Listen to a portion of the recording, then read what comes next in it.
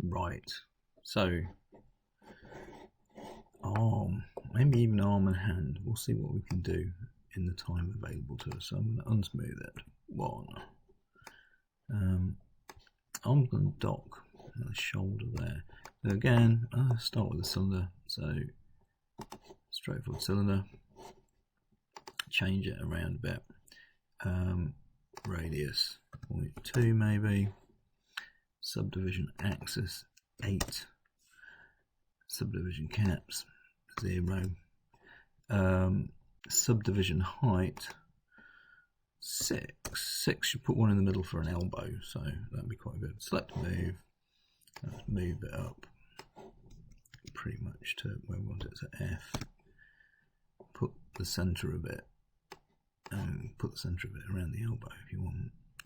E, and turn it around. I want it to be absolutely horizontal. I mean, you can model in the T position, you model in the A position, but there can be advantages to modelling in the A position, especially in modelling the shoulder. But quite frankly, you're going to have it in the T position to rig it anyway. Well, it's better to rig it in the T position, and so I normally stick to modelling in that position. It's just it smooths out the workflow later. Height, I'm going to just highlight that and middle mouse drag, and then make that sort of a better length. So I'm going to put this somewhere in the middle like that, and then just in this view I'll go, and then I'm going to go R, scale to size, just using the central bit of the gizmo so it's scaling evenly in all directions. I'm going to move that way, so I'll build the shoulder in between. Whoops. Oh, so if I do that, and then we can stage some edge loops across that way. Make that bigger, make that bigger,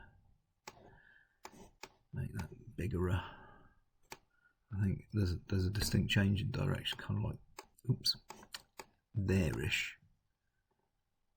So if I go, make that like that, and I can just extrude that bit off there, which means that's going to be in the wrong place, so I think that's going to be 1B. So elbow more like there. Let's have a look in the top view. In the top view, this is in completely the wrong place. So yeah, the elbow's about here-ish, isn't it? So actually that wants to be even further along. It wants to be like there, which means we need more edge loops. But we can stage them across a bit. So if I put that one there, and then that one there, and then just make sure they line up in this drawing. Yeah, they'll do, won't they? And then in this one, get all those vertices, move them back, and then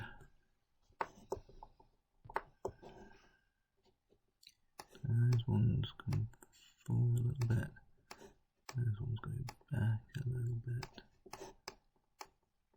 backera. I'm not sure that's a real word. It's definitely not a real word, actually. Yeah. There we go. That's good. And we just need to make the end up. So we can come here, go face, that one, extrude, forwardy. Oops, that's not what I meant to do. Here, F. There we go. To there. Good. And in fact, we want to come in for the wrist as well. Well, there's all sorts of gubbins we've got to do there to come in, but we can do that in a minute. Okay, well, that's kind of the arm. I want a bit more around the elbow, a bend in it. So I'm going to get the multi-cut tool, do it in this one, because that's definitely the elbow there. So I go control on that side of the elbow, on that side of the elbow. I might put some more in there later. Cool. W select move, edge, double click, get that edge loop and just nudge it around just to make sure. we've got a nice curve going. And then where are we going to dock it to? Well, we need to have something fairly obvious, so it's going to be somewhere around here, isn't it? So it's going to be that one. Yeah, what lines up that one? Shift, that one, shift, that one, shift, that one. It's not a perfect dot by any means. So if I do that bit's circular. If I try and make this circular, and then we can go, ooh, it needs to be up a bit. Go in the front view and have a look. Ooh. Move it out a bit. Spin that around a bit.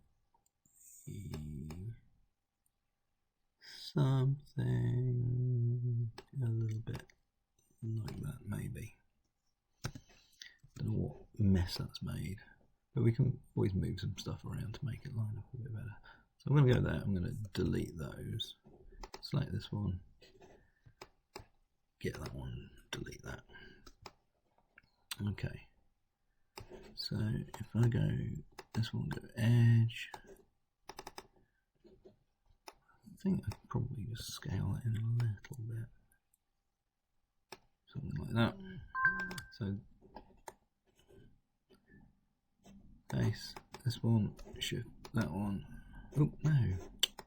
Object. Shift that one. Combine. And then edge. Double click. Shift. Double click. And bridge. Oh, it's because I'm not. It's going. You've not got the right amount of edges, and that's because I didn't get the bridge. There we go. That's it. So you can see that those things kind of kinked around a little bit. Well, we can deal with that. I think it's the bit in the torso needs to come out a little bit more. So vertex, that one. W. Go back a bit. Not that one. That one. Let's go forward a little bit. There you go. And that bit.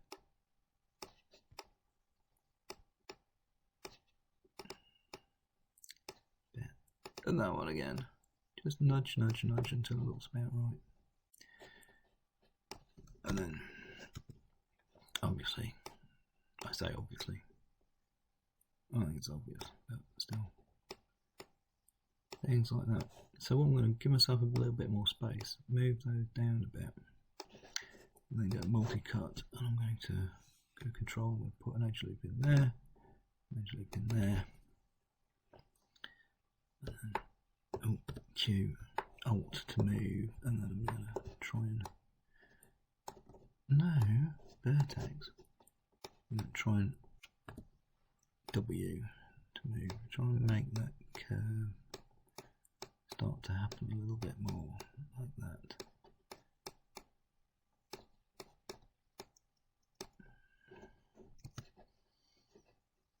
Let's see what that looks like. Okay.